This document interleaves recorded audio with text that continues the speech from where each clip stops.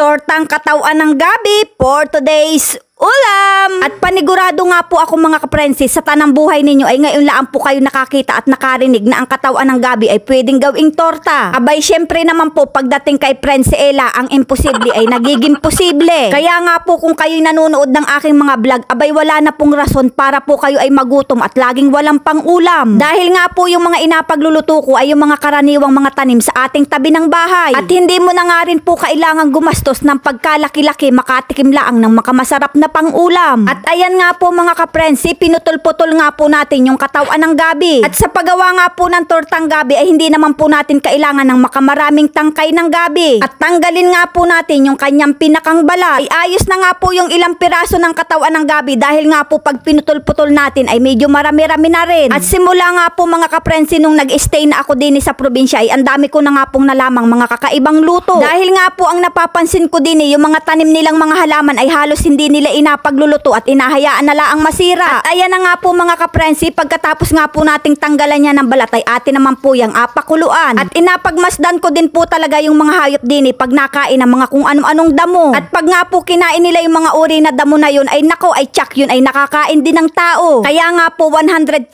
yung mga inapagluluto ko ay talaga naman pong nakakain. At kahit nga po napakahirap ng buhay mga kaprensi ay napakasarap pa ring mabuhay. Kaya naman po ay hindi tayo makain ng nakakamatay. Ay ho!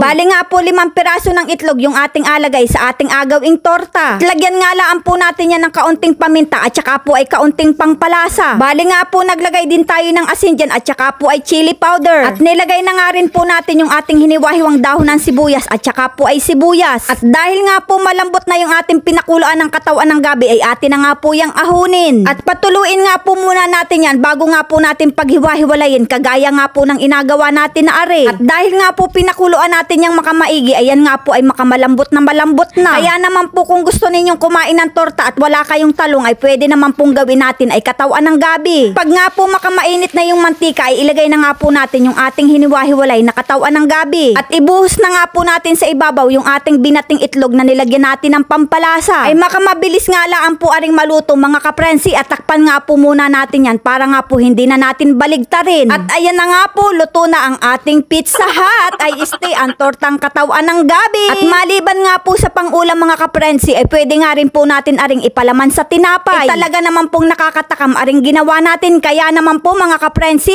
ano pang inaintay natin dyan? Sakmala na! At hindi na nga po natin kailangang isawsaw yan sa ketchup dahil nga po yan ay nilagyan na natin ng pampalasa. At hindi nga po natin aubusin yan dahil nga po atirhan pa natin ang inay. Kaya naman mga kaprensi, kung naibigan nyo nga po aring video yung are pa like and share na lang po. Maraming salamat!